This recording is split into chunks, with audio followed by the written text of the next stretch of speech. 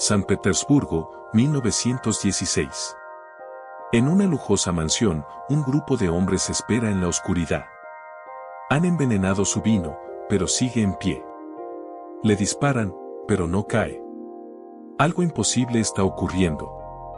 Rasputín se niega a morir. ¿Quién era realmente este enigmático hombre? ¿Un místico con poderes sobrenaturales o la mayor amenaza para la nobleza rusa? Acompáñame a descubrir la escalofriante historia de su asesinato. Comencemos. Bienvenidos a nuestra inmersión de hoy.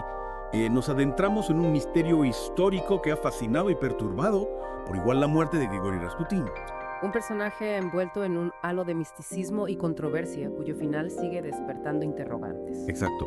Rasputín, un místico siberiano, se convirtió en una figura central en la corte rusa de principios del siglo XX, especialmente por su estrecha relación con la zarina Alejandra. Su influencia real o percibida sobre la familia imperial en un momento en que Rusia se enfrentaba a la convulsión de la Primera Guerra Mundial lo convirtió en blanco de odios y conspiraciones. Para comprender mejor este complejo entramado, vamos a analizar la entrada de Wikipedia en español sobre la muerte de Rasputín.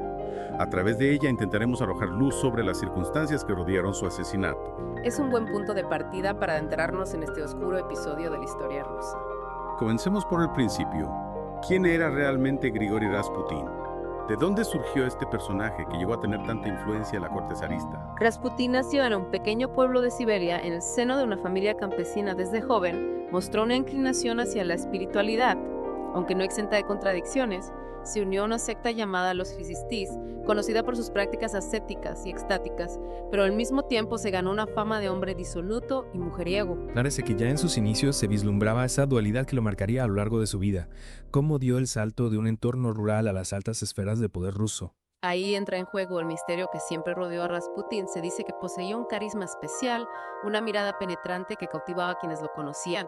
Y por supuesto estaban las historias sobre sus supuestos poderes curativos. Poderes que, según se cuenta, fueron la llave que le abrió las puertas de la corte. Efectivamente, el zarevich Alexei, el único hijo varón del zar Nicolás II, padecía hemofilia, una enfermedad hereditaria que le impedía la coagulación normal de la sangre. Rasputín, a través de métodos que nunca fueron del todo esclarecidos, logró aliviar los sufrimientos del joven heredero. Imagino que la desesperación de los zares ante la enfermedad de su hijo los hizo más receptivos a la figura de Rasputín. Sin duda, la zarina Alejandra, profundamente religiosa, vio en Rasputín un enviado de Dios capaz de obrar milagros. Le otorgó una confianza ciega, lo que le permitió acceder a un círculo de poder que hasta entonces le había estado vedado. Y esa cercanía al poder inevitablemente despertó recelos y envidias.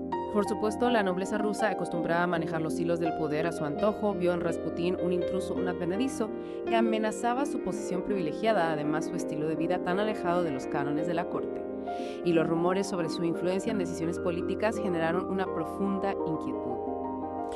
Una inquietud que se vio agravada por el contexto bélico en el que se encontraba Rusia en aquellos años. Efectivamente, la Primera Guerra Mundial estaba desangrando a Rusia. La economía se tambaleaba, el descontento popular crecía en este clima de inestabilidad. La figura de Rasputín se convirtió en un símbolo de todo lo que iba mal en el país. Era el chivo expiatorio perfecto, la encarnación de la decadencia moral y política que muchos percibían en la corte zarista. Y en este caldo de cultivo de resentimiento y temor surgió la conspiración para acabar con su vida. Un grupo de nobles liderados por Félix Yusupov, príncipe y yerno del zar, decidió tomar la justicia por su mano. Consideraban que la única forma de salvar a Rusia de la ruina era eliminando a Rasputín, al que veían como un cáncer que carcomía los cimientos del imperio.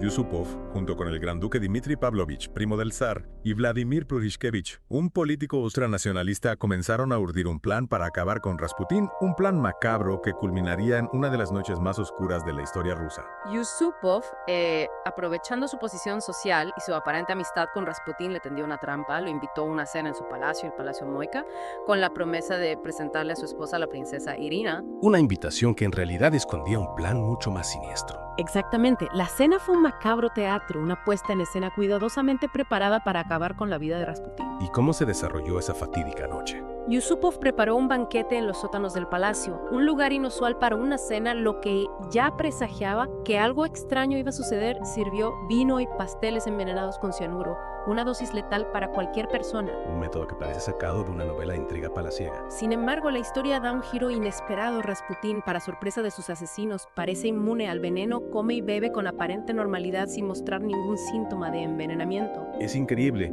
¿Acaso los rumores sobre su invulnerabilidad eran ciertos? ¿O había algo más en juego? La resistencia de Rasputín al veneno ha alimentado todo tipo de especulaciones a lo largo de los años. Algunos historiadores creen que el cianuro pudo haberse degradado, perdiendo su potencia. Otros sugieren que Rasputín, consciente de los peligros que lo acechaban, se había acostumbrado a ingerir pequeñas dosis de veneno, desarrollando una cierta tolerancia. Esa posibilidad de ser cierta nos mostraría a un Rasputín mucho más astuto y calculador de lo que podríamos imaginar. Sin duda, un hombre capaz de prever las amenazas y prepararse para afrontarlas. Pero volvamos a aquella noche. ¿Cómo reaccionaron los conspiradores ante la aparente inmunidad de Rasputín al veneno? El pánico se apoderó de ellos. Yusupov, desesperado, decidió abandonar la sutileza del veneno y recurrir a un método más expeditivo: las armas de fuego. Un cambio de estrategia drástico que nos habla de la tensión y la urgencia que se vivían en aquellos momentos. Efectivamente, Yusupov, armado con una pistola, disparó a Rasputín en repetidas ocasiones. Cuenta la leyenda que Rasputín, mientras recibía los disparos, contemplaba un crucifijo de plata como si aceptara su destino. Una imagen impactante que combina la brutalidad del asesinato con un halo de misticismo. Sin embargo, la historia vuelve a sorprendernos. Rasputín, a pesar de haber recibido varios disparos, no muere de inmediato. Se levanta como si una fuerza sobrenatural lo protegiera y se abalanza sobre Yusupov, maldiciéndolo con furia. Es como si la leyenda de su invulnerabilidad cobrara vida en ese instante. Esta escena se convierte en un caos. Yusupov, aterrorizado, pide ayuda a Purishkevich, que se encontraba en la planta superior. Rasputín, herido pero no vencido, aprovecha la confusión para huir del palacio. Imagino la escena de Rasputín tambaleándose y huyendo a través de la nieve mientras sus asesinos lo persiguen con rabia. Una imagen digna de una película de suspense. Purishkevich, armado con un revólver, persigue a Rasputín por el patio nevado, dispara varios tiros, algunos fallan, pero uno impacta en el hombro de Rasputín haciéndole caer. Es ahí donde termina la persecución.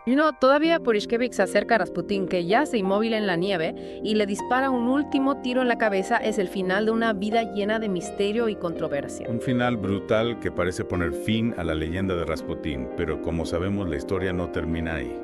Los conspiradores, convencidos de que por fin habían acabado con Rasputín, se dispusieron a hacer desaparecer su cuerpo, lo envolvieron en una alfombra y lo arrojaron al río Neva con la esperanza de que las gélidas aguas borraran cualquier rastro del crimen. Un plan que en principio parecía perfecto para ocultar el asesinato. Sin embargo, el destino tenía otros planes. El río Neva devolvió el cuerpo. Días después apareció flotando. Imagínate el impacto. La noticia corrió como la pólvora por una sociedad rusa ya al borde del abismo. Y mientras la verdad del asesinato se abría paso a pesar de los intentos de silenciarla, se le practicó la autopsia a Rasputín. Al mando del doctor Dmitry Kosorotov, la autopsia reveló detalles escalofriantes que avivaron aún más el misterio. ¿Qué descubrieron exactamente? Pues mira, encontraron 3 heridas de bala, una en la cabeza y 2 en el torso, confirmando la versión de los conspiradores, pero la causa de muerte no fueron ni las balas ni el veneno que se le había administrado. Entonces, ¿cómo murió realmente Rasputín? La autopsia lo dejó claro: la causa de la muerte fue hipotermia, murió ahogado en las aguas heladas del Neva. Un final trágico e irónico para un hombre que se creía invulnerable. Cabe la posibilidad de que a pesar de los disparos, Rasputín aún estuviera vivo al ser arrojado al río. Es una teoría que se ha mantenido a lo largo de los años. Algunos expertos creen que las heridas de bala, aunque graves, no eran necesariamente mortales. Es posible que Rasputín, herido y aturdido, intentara liberarse y nadar hacia la superficie, pero las frías aguas del Neva lo vencieron. Una imagen desgarradora que nos habla de esa lucha final de un hombre contra un destino implacable. Y que sin duda añade una capa más de misterio a esta historia plagada de enigmas. Y hablando de los conspiradores, ¿qué fue de ellos tras la muerte de Rasputín? Se enfrentaron a la justicia por su crimen. Sus destinos fueron diversos, marcados por la agitación política que se vivía en Rusia. Félix Yusupov, el principal instigador del complot, fue condenado al exilio en su propia finca. Pero con el estallido de la Revolución Rusa en 1917 tuvo que huir del país junto con su familia, escapando así de un destino mucho más incierto. ¿Y qué sucedió con el gran duque Dmitry Pavlovich? y con Vladimir Purishkevich. Dmitri Pavlovich también fue enviado al exilio en su caso a Persia, al igual que Yusupov la Revolución Rusa lo salvó de un posible juicio o incluso de la muerte a manos de los bolcheviques. En cambio, Vladimir Purishkevich no fue condenado por su participación en el asesinato de Rasputín. Su ferviente oposición al zarismo le granjeó cierta simpatía entre los revolucionarios. Resulta irónico que el hombre que conspiró para matar a Rasputín en nombre de la monarquía zarista terminara apoyando, aunque de forma indirecta, a quienes la derrocaron. La historia de Purishkevich es una muestra de las complejas alianzas y contradicciones que marcaron la Rusia de aquellos años. Tras repasar los detalles de la muerte de Rasputín y el destino de sus asesinos, surge una pregunta inevitable. ¿Realmente su muerte tuvo un impacto significativo en el curso de la historia rusa? ¿Contribuyó a la caída del régimen zarista? Es una pregunta compleja. La muerte de Rasputín fue sin duda un síntoma de la profunda crisis que atravesaba el régimen zarista. Su figura tan controvertida representaba la corrupción y la ineptitud de un sistema político al borde del colapso. Y su asesinato, lejos de apaciguar los ánimos, aumentó la sensación de caos e incertidumbre. Sin embargo, sería simplista atribuir la caída del zarismo únicamente a la muerte de Rasputín. Las causas de la Revolución Rusa fueron múltiples: la desigualdad social, la pobreza, la ineficacia del gobierno, el desgaste de la guerra. La muerte de Rasputín fue quizás una gota más que colmó el vaso de la paciencia del pueblo ruso. Una gota que simbolizaba la decadencia de un régimen que ya no podía responder a las necesidades de su pueblo.